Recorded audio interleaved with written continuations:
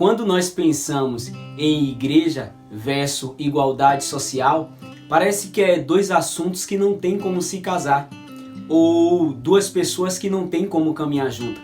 Só que nesse vídeo eu quero mostrar para você que a igreja não sabe o que é viver em igualdade social, ela não exerce verdadeiramente o seu papel como igreja. Nesse vídeo eu quero incitar a você a pensar ainda mais a respeito desse assunto, de nós, o nosso comportamento como igreja atingindo também no social. Pensa comigo, segundo o IBGE, o número de cristãos protestantes no Brasil cresceu disparadamente. Hoje somos 43,3 milhões de cristãos protestantes no Brasil. Agora para pensar, se o número de evangélicos cresceu disparadamente hoje no Brasil, por que os problemas sociais também cresceram absurdamente? Eu quero tocar em assuntos aqui que têm crescido na nossa sociedade e nós como igreja não estamos entendendo o nosso papel para que nós possamos se posicionar mediante a isso. As Escrituras Sagradas nos confrontam, nos desafiando a ser uma igreja relevante nessa sociedade. A Bíblia diz assim: não se conformei-vos com esse mundo, mas transformai-vos pela renovação da vossa mente. Mas como a gente pode transformar esse mundo? Pela renovação, após o conhecimento de Cristo. Então, se nós conhecermos a Cristo, nós vamos entender o seu plano real para essa humanidade e vamos poder se posicionar. Então, como fazer parte de uma grande multidão de cristãos protestantes no Brasil e se conformar com a grande desigualdade social? Se a própria Escritura diz que a multiforme sabedoria de Deus, através da sua igreja, poderia mudar uma nação. Alguns estudiosos dizem que logo após Paulo escrever a carta aos Efésios, ele para e lê tudo aquilo que ele escreveu. E quando Paulo começa a ler cada palavra do que ele escreveu, cada texto que ele escreveu a carta aos Efésios, Paulo começa a chorar. Porque ali Paulo começa a entender o poder da igreja sobre a terra. Então, entendendo o poder da igreja sobre a terra, eu quero trazer para vocês aqui alguns panoramas que hoje a gente está vivendo de problemas sociais na nossa nação. Maio de 2020, segundo o Ministério da Mulher, da Família e dos Direitos Humanos, esse é o mês que eles reservaram para que a gente pudesse falar um pouco sobre o abuso sexual infantil. No ano de 2011, tivemos 13.378 crianças que foram abusadas sexualmente dentro do Brasil. De lá para cá, eles exigiram que todos os agentes, da área da saúde pudessem também, em todos os seus atendimentos, documentar, as crianças que chegam com o caso de serem violentadas, sexualmente. De 2011 até o ano de 2020, hoje temos 177,3 mil crianças que são abusadas sexualmente. Hoje também o Brasil é o pior país para uma criança do sexo feminino poder nascer. Também o Brasil hoje é o quarto país que mais menores de idade se casam. E a pergunta está: onde é que nós como igreja estamos se posicionando nesse momento? Se Jesus disse que nós devemos aprender com o ensinamento deles, então eu quero trazer 3 ensinamentos do que Jesus fez. O primeiro exemplo que eu quero trazer aqui é a mulher do fluxo de sangue. Ela foi excluída da sociedade e no pensamento dela eu quero só tocar na orla do manto de Jesus porque eu serei curada. O pensamento dela era isso e ela foi na fé dela e tocou na orla do manto de Jesus e foi curada. Talvez no pensamento dela era ir logo embora, só que Jesus para no meio daquela multidão e diz: quem me tocou? Com certeza Jesus sabia quem tocou nele, mas ele queria incluir ela de volta na sociedade. Eu mostro para você, quando ela diz assim: foi eu que te toquei, todos olhou para ela e viu, poxa, não era essa mulher que tinha que estar excluída, não poderia estar no nosso meio, porque se encostasse na gente, a gente seria impuro outra vez.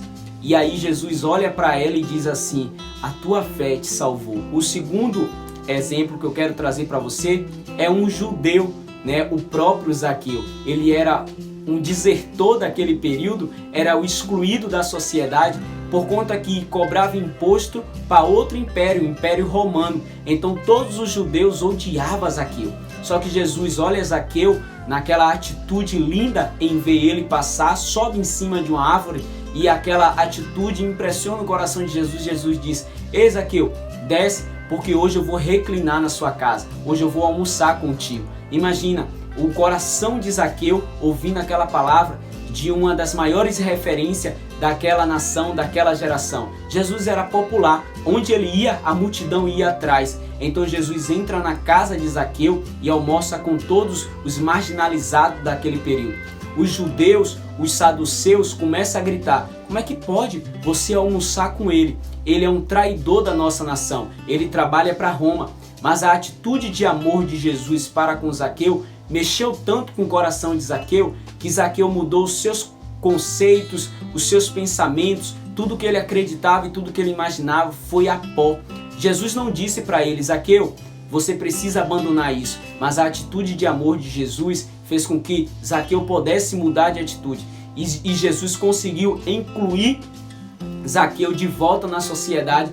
E o terceiro exemplo que eu quero trazer para vocês é quando Jesus está sentado e ele começa a expor o seu discurso e a multidão começa a apertar ele. Segundo alguns estudiosos, a multidão que vinha em cima de Jesus era mais de 5.000 homens. E aquela multidão, abafa Jesus de um modo para tentar ouvir alguma coisa, pegar algum ensinamento a respeito de Jesus. Só que as crianças também querem ouvir Jesus.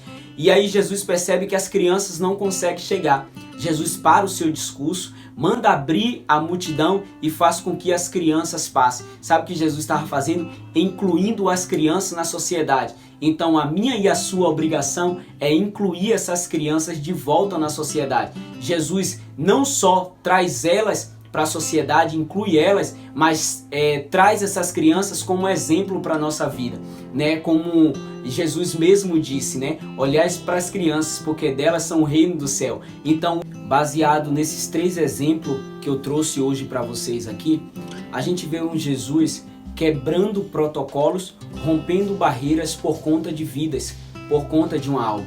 A gente vê Jesus também nos ensinando a ser igreja fora de um ambiente totalmente congregacional. Então, se hoje eu te fizer um convite, dizer assim, vamos pintar o nosso rosto, vamos levantar cartaz, vamos para o centro da cidade, vamos gritar, bravejar por a causa do abuso sexual infantil, vamos se posicionar até o poder público ouvir a nossa voz e dar mais atenção a esse caso que tem crescido cada dia mais. Aí você olharia para mim e diria assim: eu vou orar, irmão, por isso.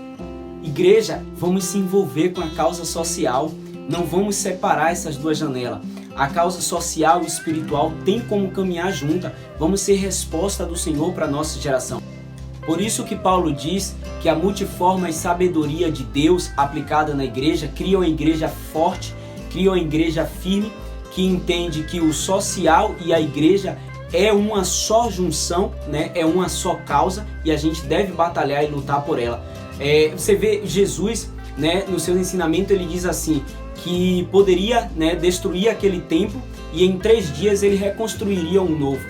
Os fariseus e os saduceus da época queriam matá-lo porque ele falou a respeito daquilo, porque eles amavam o templo. Só que o próprio Jesus estava nos ensinando que ele construiria uma igreja através da sua morte na cruz. Então a morte de Jesus construiu igrejas dentro de nós. Então nós não podemos de jeito nenhum separar o social e a igreja, porque a igreja somos nós. Você vai ver um Jesus que lutava pela causa social do povo. Vamos ser resposta do Senhor para a nossa geração. Observe essas 2 estatísticas. A primeira é, a cada 1 hora, 3 crianças são violentadas. Você já parou para pensar no nosso período que a gente tira de 1 hora de descanso, 3 crianças podem estar sofrendo uma opressão e pressão em cima dela para ser violentada? Você já imaginou que o futuro dessa criança pode ser totalmente diferente por conta de coisas que foram feitas na infância dela? Talvez a falta de identidade, talvez a falta de saber o seu sexo, e isso nos preocupa bastante. E o segundo dado que eu quero deixar aqui para você: se cada igreja adotar uma só criança, a gente não vai ter mais crianças nenhuma dentro de orfanato. Então eu convido a todos vocês que a igreja pense em adotar. Uma igreja que foi adotada como filho, porque o próprio Jesus nos deu acesso a ser filhos de Deus, não pode ter o pensamento de não querer adotar. Nós como igreja devemos adotar sim. Então, esse último dado, imagine, sua igreja tem quantos membros?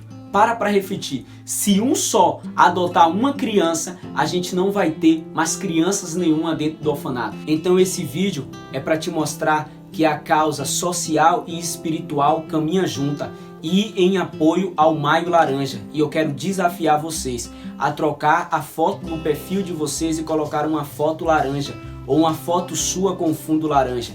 Se essa sociedade não está conseguindo ver nem observar o que está acontecendo com nossas crianças, nós como igreja vamos pegar o megafone e vamos gritar até que esse quadro seja mudado. Então vamos junto caminhando nesse desafio. Igreja e social caminham junto, tá bom? Deus abençoe.